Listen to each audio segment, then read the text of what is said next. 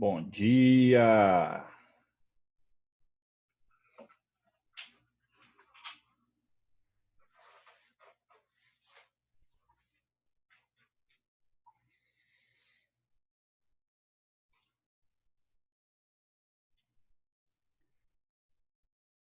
Esperar só mais um minutinho para a gente começar.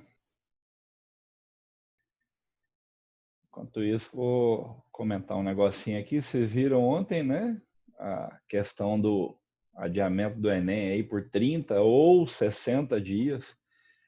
Não sabemos ainda qual que vai ser o período, isso aí vocês vão escolher. E isso aí é bom para nós, viu?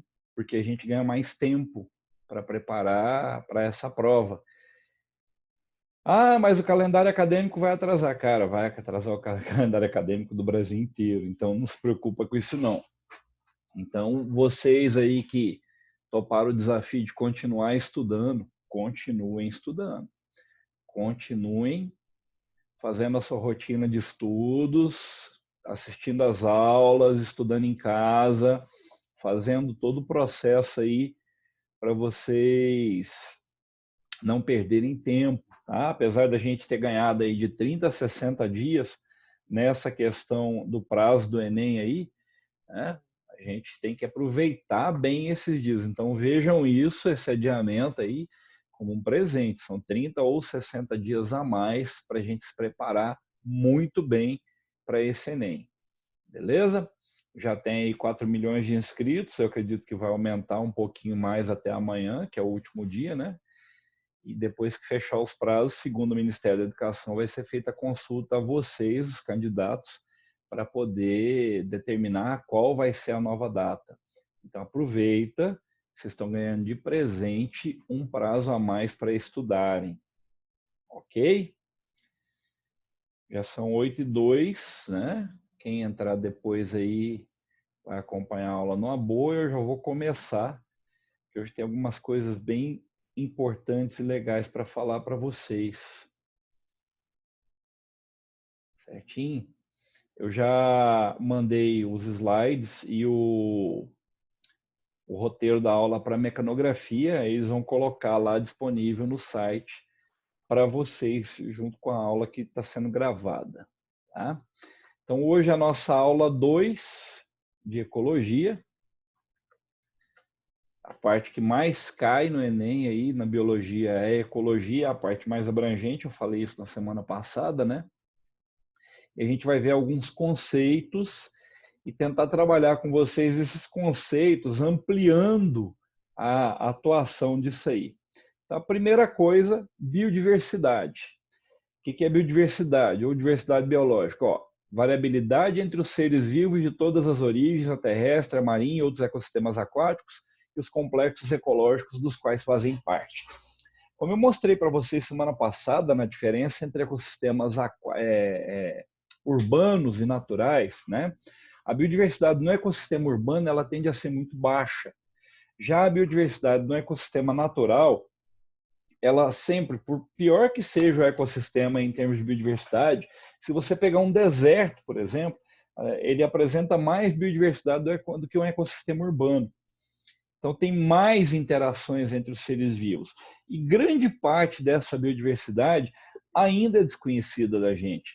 Ainda tem muita coisa a se descobrir, principalmente em áreas florestais, em oceanos, tem muita coisa a ser estudada ainda, certo?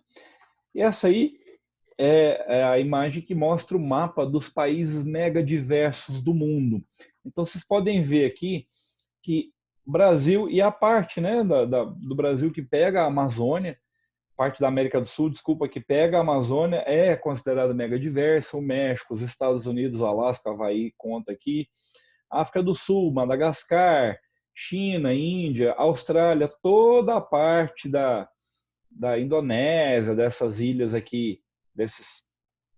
Eu esqueci como é que chama esse lugar aqui. Aqui é Oceania, mas isso aqui eu acho que é Oceania também, agora fugiu da cabeça.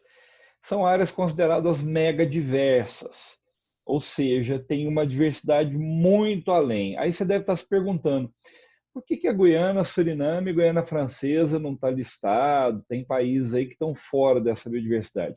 Porque isso aí, gente, é baseado também em pesquisas científicas publicadas. Então, esses países têm uma produção científica muito pobre. Às vezes tem uma diversidade grande, mas está pouco estudada ainda. E as outras áreas do planeta, o Canadá, a Europa Ocidental todinha, a Rússia, são países que não têm essa mega biodiversidade. E uma coisa interessante, tá? Se a gente pensar qual que é a implicação disso aí para a nossa vida, né?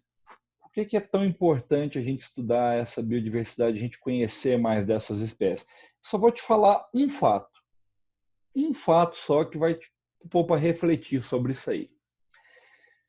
Praticamente 80% dos medicamentos que existem numa farmácia hoje, o princípio ativo deles foi descoberto numa planta. Aí você já imagina o quanto de planta a gente não conhece nessas regiões tropicais. Tem uma empresa farmacêutica, que se eu não me engano ela faz parte da Pfizer hoje, eu não estou muito bem lembrado, chamada Pentafarma. Ela só pesquisa medicamento em cima de toxina animal. Então, essa biodiversidade, ela tem só de potencial farmacológico, ela é gigantesca. É o que eu falei para vocês na semana passada. Você pega a Amazônia, por exemplo, a diversidade da Amazônia, o valor da Amazônia não está na madeira, não está na terra, está na própria floresta, que ainda é pouco estudada, né? A gente prefere vender a madeira aí do que estudar a questão da biodiversidade. E eu peguei a biodiversidade por grupos taxonômicos. Se lembra na aula passada que eu mostrei para vocês o tamanho da população humana, né, prevista para 2020, 7 bilhões e 800 milhões de pessoas, e insetos tinha 10 quintilhões. Então, metade da biodiversidade do planeta é composta por insetos. Também é uma coisa pouco estudada. Se você assiste esses programas de sobrevivência, como eu tenho feito muito, acho Largados e Pelados, a prova de tudo aí, né, que é bem interessante. O pessoal fala um dado lá bem interessante. Inseto e anelídeo por grama, ele é mais nutritivo do que boi, né? Mas a produção deles em escala comercial é meio baixa ainda. E outra coisa, eu não trocaria um churrasco de picanha por um espeto de gafanhoto de jeito nenhum. Mas vamos lá. Nível trófico. Isso aqui é uma coisa muito importante que nós vamos usar para estudar diversas coisas dentro da ecologia. É o nível de nutrição que pertence ao indivíduo à espécie. Então, é de onde ele obtém a energia dele para poder sobreviver, certo? Nós obtemos a nossa energia de onde? Da alimentação. Você já deve ter visto reportagens de pessoas que alegam que não se alimentam, elas se alimentam de sol. Né? Uma vez teve até um cara que foi num programa de entrevistas no Brasil, ficou bem famoso, porque o Smithsonian ofereceu $1 milhão para ficar um mês monitorado. Ele falava que não comia há 11 anos, ele se alimentava só de sol e tal. Nós precisamos da energia contida nos alimentos. Então, existem basicamente 3 níveis tróficos: os produtores, os consumidores e os decompositores ou recicladores, certo? A gente vai ver cada um deles aí, e eu vou precisar muito desses conceitos para estudar cadeia alimentar, energia no ecossistema, relações ecológicas, etc. Então, produtor, o que é um produtor? É um organismo autótrofo. Ele é base de cadeia alimentar. Sem ele, cadeia alimentar não existe. Ocupa o primeiro nível trófico quando ele é representado na cadeia. Realizam fotossíntese ou quimiossíntese para produzir glicose a partir de gás carbônico e água, certo? Uma pergunta que surgiu aqui: os consumidores primários e secundários são do mesmo nível trófico? A gente vai ver isso aqui na cadeia alimentar. Eles são consumidores, porém o nível trófico deles em relação a de onde obtém energia muda. Lembra, nós estamos falando de energia. E a energia para a sua célula, ela vem daqui, ó, glicose. Então, mesmo um animal carnívoro, só ligar o ventilador aqui porque eu fico trancado no quarto para poder dar essas aulas, aí fica calor. Mesmo um carnívoro, ele depende dessa glicose, que a célula dele produz energia a partir da respiração celular, que é a quebra da glicose na presença do oxigênio. Então, de onde vem essa glicose? Se eu fabrico a minha glicose, eu sou autótrofo, certo? Se eu não fabrico a glicose, eu sou heterótrofo. Quem é produtor? Alga, vegetal, cianobactéria e as bactérias que fazem quimiossíntese. Então, existem dois processos para a produção de glicose: fotossíntese e quimiossíntese. Se você realiza qualquer um dos dois, você é considerado autótrofo. Então, nós temos aí as vegetais, as algas, as bactérias quimiosintetizantes e as cianobactérias como exemplos de produtores, bases de cadeia alimentar. Agora, os consumidores, aí você vai entender, a pessoa que fez a pergunta aí sobre os tipos de níveis tróficos. São organismos heterotróficos, podem ser consumidor primário quando ele é herbívoro, consumidor secundário quando ele é um carnívoro predador de herbívoro. O problema de ligar o ventilador é esse. A rinite ataca, que é uma beleza. Consumidor terciário quando ele é um carnívoro predador de consumidor secundário e assim sucessivamente. Então, olha só. Se ele é herbívoro, eu estou supondo que ele come uma planta. Ele é um consumidor primário, ele é o segundo nível trófico. Se ele é um carnívoro que se alimenta desse herbívoro, ele é o consumidor secundário, ele é o terceiro nível trófico. Então, apesar de serem consumidores, eles vão ocupar níveis tróficos diferentes de acordo da fonte de alimento deles, certo? Então, o coelho se alimenta de plantas. Ele é o quê? Um consumidor primário. A raposa se alimenta do coelho. Ela é uma consumidora secundária. A águia se alimenta da raposa. Ela é uma consumidora terciária. Só que isso aí que a gente está falando escapa um pouco da realidade. Por quê? Vamos imaginar o seu almoço de hoje. Você vai comer arroz, feijão, salada e carne, basicamente, alguma verdura refogada, certo? Quando você come arroz e feijão, você está sendo consumidor primário. Mas se você come carne bovina, ou carne de ave, ou carne suína, você é consumidor secundário, na mesma refeição. Inclusive, você pode pôr arroz e feijão no garfo e espetar um pedaço de carne e comer isso tudo ao mesmo tempo. Tá? Então, eu posso ocupar mais de um nível trófico. Por exemplo, nessa imagem que vocês estão vendo aqui, que a águia pegou tanto a raposa quanto o coelho que a raposa tinha capturado, né? Então, nesse caso aí, essa águia vai ser consumidora secundária e terciária, tá? Então, posso ocupar mais de um nível trófico. Vamos ver se surgiu uma perguntinha aqui. Por isso tem a teia alimentar, porque a cadeia alimentar ela não consegue dar conta de analisar todas essas relações, tá? A cadeia alimentar é muito legal para você analisar várias coisas, mas ela é incompleta. Decompositor ou reciclador são heterótrofos. Fungos e bactérias são decompositores e recicladores. Não confundam decompositor com detrívoro, tá? Detrívoro é que come restos, uma minhoca é detrívora, certo? Decompositor é só fungo e bactéria, que conseguem pegar matéria orgânica e transformar em minerais que vão ser assimilados pelas plantas. Então, isso fecha aquele ciclo da matéria. Se você foi no nosso aulão lá de desequilíbrios ambientais, né, você viu que a Terra, energeticamente, ela é um sistema aberto, ela depende da energia do Sol. Mas, materialmente, ela é um sistema fechado.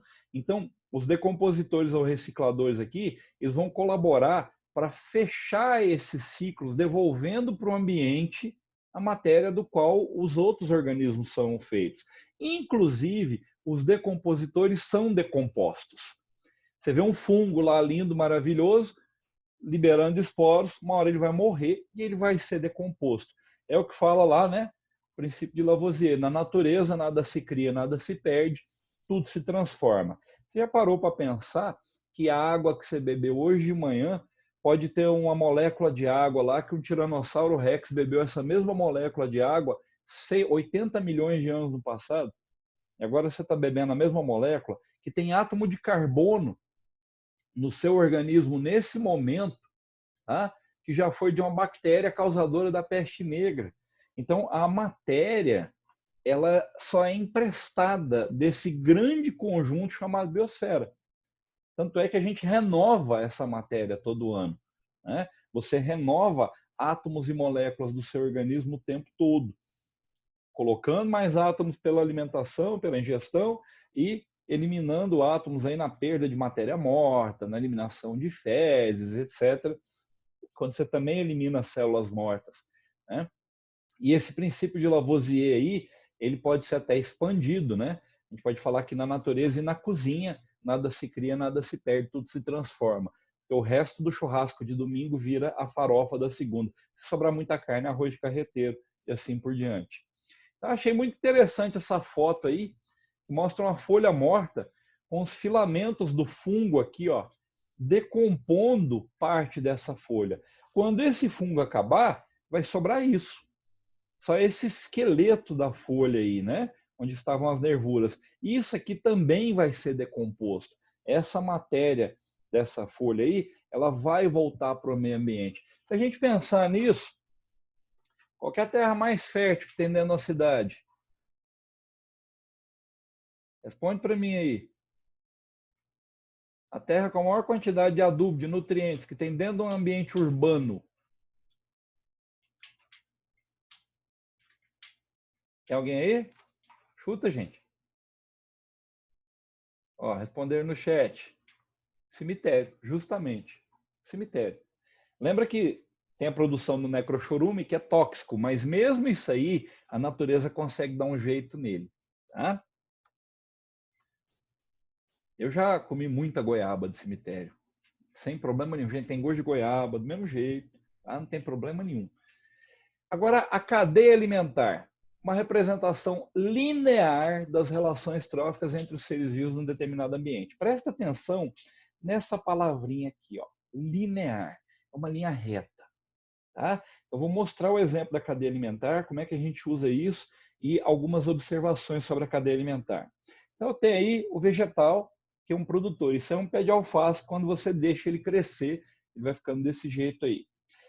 Esse produtor, a gente puxa uma setinha para ele e coloca essa setinha apontando para quem ele serve de alimento. Então, o alface é alimento para o gafanhoto, que é um consumidor primário, que é alimento para um lagarto, que é um consumidor secundário. Pelo visto, esse lagarto está bem feliz aí de estar se alimentando. Assim como você fica, né, na hora que você vê aquele pratão de pedreiro na sua frente, assim, você fala, é hoje que eu vou ter que fazer a cirurgia do estômago de novo. O que você está vendo aqui? Uma relação de alimentação. Olha a setinha. É alimento para. Então, o vegetal é alimento para o gafanhoto, que é alimento para o lagarto. Certo? Te pergunto, isso aqui é real? Não. Por quê? Eu posso ter mais organismos consumindo vegetal? Sim. Eu posso ter mais organismos consumindo gafanhoto? Sim. Eu posso ter mais organismos depois do lagarto? Sim. Então, o que eu faço numa cadeia alimentar? Eu pego isso aí para fazer vários estudos. Estudos de população, estudo de acumulação de substâncias não biodegradáveis, a gente vai ver agora, estudos de energia, de populações, dá para fazer uma série de estudos usando cadeia alimentar. Tá? Eu peguei aqui os 4 tipos de cadeia. Cadeia de predadores. Ao longo dessas cadeias, os indivíduos tornam-se cada vez maiores e menos numerosos. Então, alga, crustáceo, peixe, carnívoro, jacaré. Isso aqui é a cadeia clássica que você está acostumado a ver num monte de exercício. Cadeia de parasita. Você tem organismos cada vez menores e mais numerosos. Ó, vegetal, pulgão que suga a seiva elaborada dos vegetais. Então, é um parasita. Bactéria parasita de pulgão. O que está acontecendo aqui? O número está aumentando, mas o tamanho está diminuindo. Cadeia mista. Você tem tanto o predador quanto o ectoparasita. Ó, planta de capim, boi, carrapato, que suga o sangue do boi, e anus, que são aqueles passarinhos que comem os carrapatos no dorso dos bois. Cadeia de detritívoros. Começa com detrito orgânico, é consumido por um organismo. Detritívoro vai disponibilizar os nutrientes para o meio, mas ele não é um decompositor, né? E são cadeias típicas do solo ou de fundos do mar. Então tem aí o resto de folha, a minhoca come isso e a bactéria vai decompor a minhoca depois que ela morrer. Ok? Então são esses 4 tipos de cadeia. O que vocês mais vão ver em exercício são cadeias de predadores e cadeias mistas quando ele quer explorar relações ecológicas. Atenção para algumas coisas na cadeia alimentar. Primeiro, o decompositor atua em todos os níveis tróficos, mas você não representa eles. Então, vou voltar aqui no desenho da cadeia. O decompositor, ele se alimenta, ele decompõe o vegetal, quando o vegetal morre, decompõe o gafanhoto e decompõe o lagarto. Mas vocês não estão vendo setas saindo da cadeia para os decompositores. Segunda coisa, cadeia alimentar, ela não é infinita. Por quê? Porque a energia ela vai diminuindo a cada nível trófico. Cada vez que eu vou passando de um nível trófico para o outro, essa energia ela vai sendo perdida. Tá? E essas populações elas vão se autorregular ao longo da cadeia alimentar. Vou voltar lá no desenho da cadeia. Se a população de vegetais aumentar, o que acontece com a população de gafanhoto? Aumenta também. Então, o que vai acontecer com a população de lagarto? Vai aumentar. Só que a população de lagarto aumentou, isso vai causar diminuição da população de gafanhoto. Então, você tem um equilíbrio dinâmico entre essas populações o tempo inteiro se autorregulando. Né? Elas vão se autorregular aí e vão manter essas cadeias alimentares bem balanceadas ao longo do tempo. A energia das cadeias alimentares. O que acontece com a energia que eu falei para vocês lá ao longo do tempo? Ela só diminui. Presta atenção numa coisinha que eu vou te falar agora. Imagina que você terminou a sua faculdade e conseguiu um emprego aí de um salário bruto de 10 mil reais. Então você ganha 10 mil reais. Você pensa, não, tem 10 conto para gastar todo mês. Não. Você tem que lembrar que existe 27,5% de imposto de renda. Então, seu salário já caiu para 7.250. Você tem 11% de fundo de garantia. Já caiu para 6.452, né? Se você tiver pensão alimentícia para pagar, entre outras coisas aí, vai só caindo. Então, o seu salário bruto, ele é diferente do seu salário líquido, certo? Você tem que lembrar que você tem que pagar impostos com alegria, porque é um dinheiro que você dá para o governo e volta para você na forma de benefícios. Saúde, educação e segurança principalmente, né? Aqui no Brasil, então, tudo perfeito. Então, o que nós vamos ver aqui? Nós vamos ver a energia bruta que o indivíduo tem e a energia líquida que ele tem, certo? Aí a gente vai entender bem como é que funciona essa energia na cadeia alimentar. Então, em azul, isso é um gráfico de barras, eu tenho a energia total do organismo. Em verde, a energia armazenada. Em vermelho, energia utilizada. Então está aí toda a energia do produtor. Tudo que ele conseguiu por fotossíntese ao longo da vida dele. Isso é a energia que ele conseguiu armazenar, certo? O que ele armazenou na forma de glicose, armazenou na forma de celulose, só que ele gastou parte da glicose que ele produziu para ficar vivo. Aí eu te pergunto, qual o salário que você tem para gastar? O seu salário bruto ou o seu salário líquido? O salário líquido. O que esse produtor vai passar para frente? Só a energia que ele armazenou. Então, isso aqui é a quantidade de energia que ele passa para o consumidor primário. Nas cadeias alimentares na natureza, em alguns casos muito raros, isso aí, gente, chega a 55%. Mas é em média 10%. Tá? Isso é a energia que o consumidor primário armazenou. Isso é o que ele gastou. O que ele vai passar para frente? Só o que ele armazenou. O consumidor secundário vai armazenar um pouco dessa energia, vai gastar um pouco dessa energia para ficar vivo. Então, vocês estão vendo que essa energia aí, ela só vai caindo ao longo da cadeia alimentar. E se a gente pegar aqueles 10% que eu falei, vamos transformar isso em números. Imagina que a energia total do produtor seja 5.000 calorias. Se é só 10%, quanto que ele passa para frente? 500 calorias. Se esses 500 calorias só passa 10% para frente, quanto que é? 50 calorias. Por isso que você não vê um animal que seja um predador de predador, de predador, de predador, de predador, de predador, de predador, de predador, de predador. A quantidade de energia que ele vai receber é muito pequena. Tá? Quanto maior o nível trófico, menor a quantidade de energia. Então, se eu sou um predador de topo, eu estou ferrado. Carboidrato é muito mais energético que lipídio. Lipídio é muito mais energético que proteína. Basta você pensar, o que engorda mais? Você comer pão com geleia de fruta ou carne com bacon?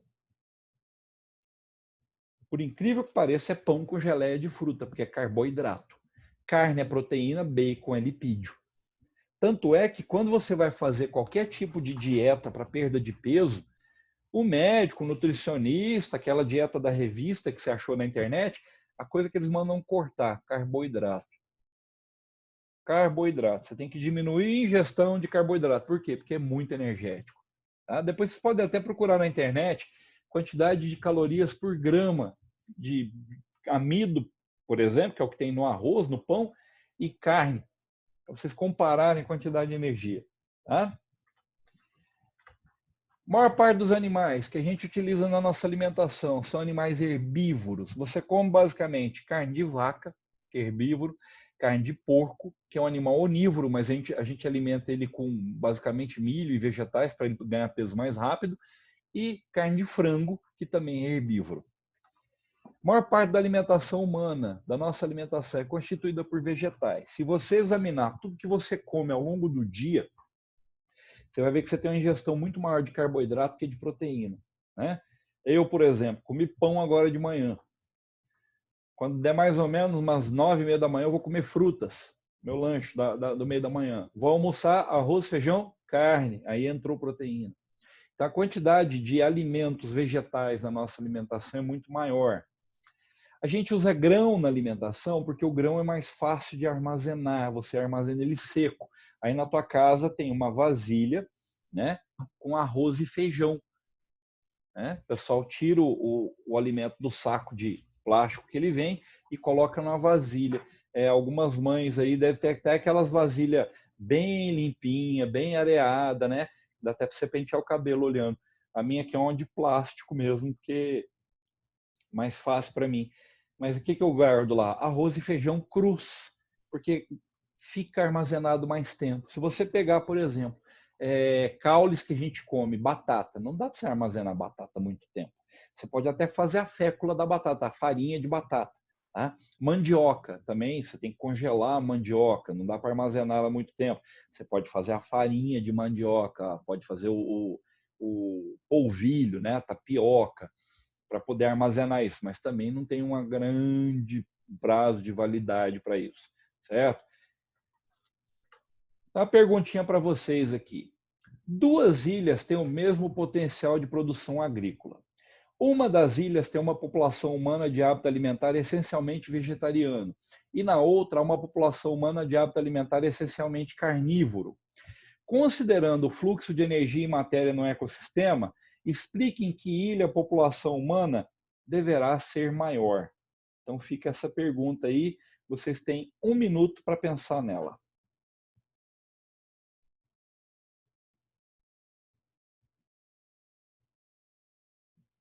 Pode mandar a resposta pelo chat. Pelo chat. Pelo chat. A população que se alimenta de vegetais, Por quê? por causa que a energia armazenada nas plantas vai ser maior. Então, se ele vai ser o consumidor primário, então a energia dele vai ser maior do que as pessoas que se alimentarem de carnes, que eram animais herbívoros, que se alimentaram de plantas. Justamente. Justamente. Tanto é que eu peguei a resposta esperada aqui dessa pergunta e tá aí, ó. Em média, apenas 10% da energia de nível trófico passa para o nível trófico seguinte. Na ilha onde o hábito alimentar é vegetariano, a população ocupa a posição de consumidor primário, aproveitando 10% da energia armazenada pelos produtores. Na outra ilha, a população ocupa a posição de consumidor secundário, podendo aproveitar apenas 1% da energia armazenada pelos produtores. Deste modo, a população da ilha com hábitos vegetarianos será maior. Isso aí, fiz besteira, deixa eu voltar para o slide aqui. Isso aí, queridos, responde uma outra pergunta que veio aqui no bate-papo. Deixa eu abrir ele aqui. Foi o seguinte: tem predadores que atuam em bando, então essa questão de predadores serem menor número não é regra. Você imagina, vamos pensar em leões. Tem mais leão ou zebra na África? Muito mais zebra, né? A onça é um predador que atua sozinho. Tem mais onça ou capivara? Capivara. Então, isso aí, na teia alimentar, você vai entender melhor essa questão se o animal atua em bando ou não, tá? Lembra que eu falei para vocês da questão da soja, né?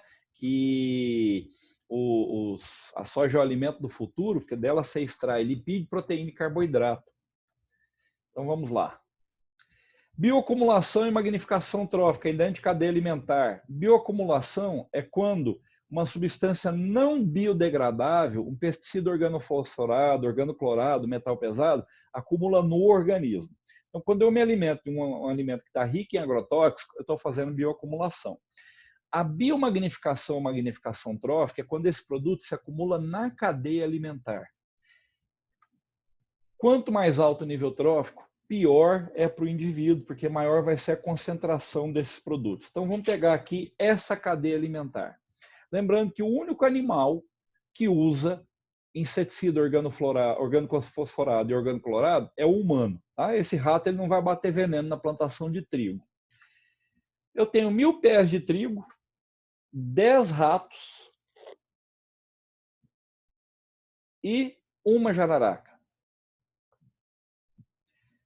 Teve uma pergunta aqui. A energia que os vegetarianos têm a mais se reflete em que, essencialmente? Em maior população. Porque lembra que a energia tem que distribuir o alimento na população.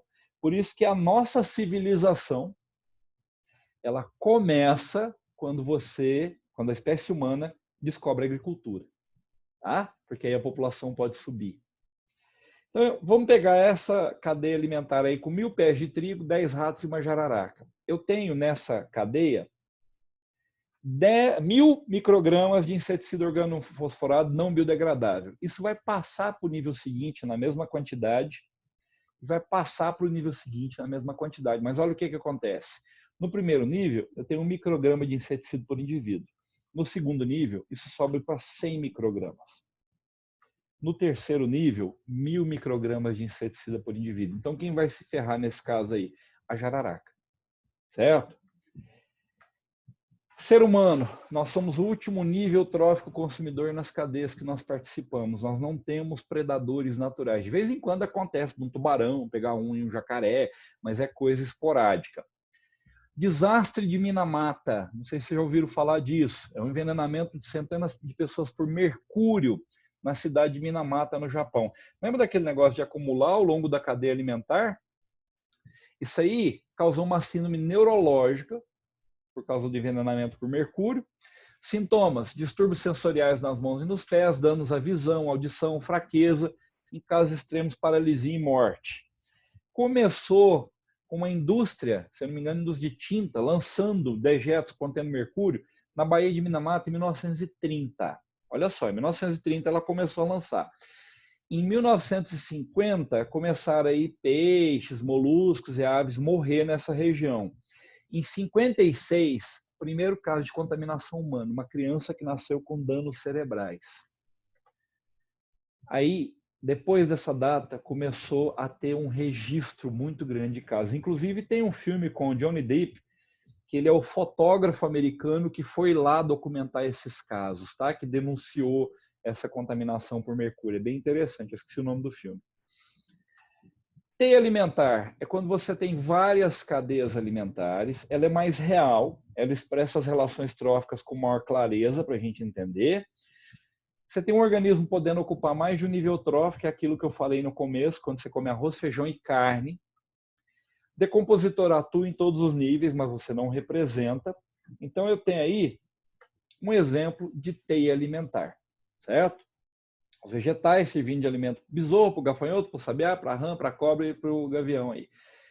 Vamos classificar isso aí. O vegetal é produtor. Ele é autótrofo, ele faz fotossíntese, ele produz a própria glicose. O gafanhoto, o sabiá e o besouro, que se alimentam de vegetais, eles são consumidores primários, certo? Só que o sabiá ele também come o gafanhoto e o besouro, então ele também é um consumidor secundário. A rã é a consumidora secundária, assim como a cobra, quando a cobra se alimenta do sabiá e o sabiá se alimentou do vegetal. Porque quando a cobra se alimenta da rã ou ela se alimenta do sabiá e o sabiá comeu o gafanhoto comeu a planta, ela é consumidora terciária, assim como o gavião. Só que a cobra, sendo consumidora terciária e servindo de alimento para o gavião, ele também é um consumidor quaternário. A partir do consumidor de quinta ordem, a gente fala quinta ordem, sexta ordem, sétima ordem, assim por diante. Quaternário é só até aí essa denominação. Tá?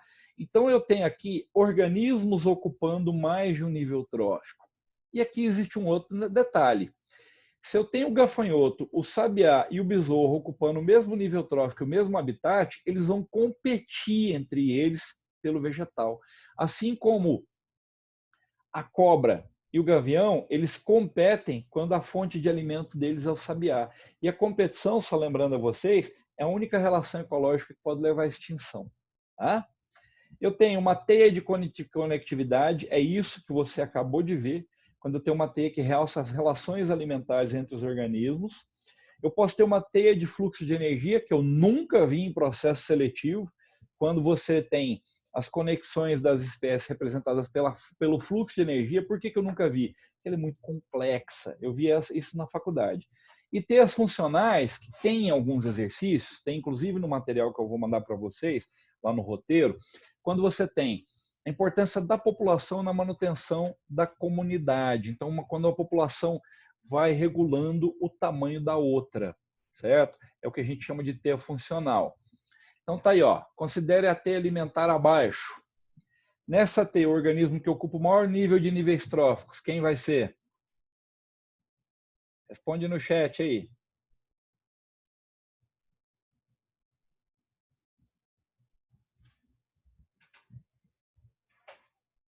Temos uma resposta.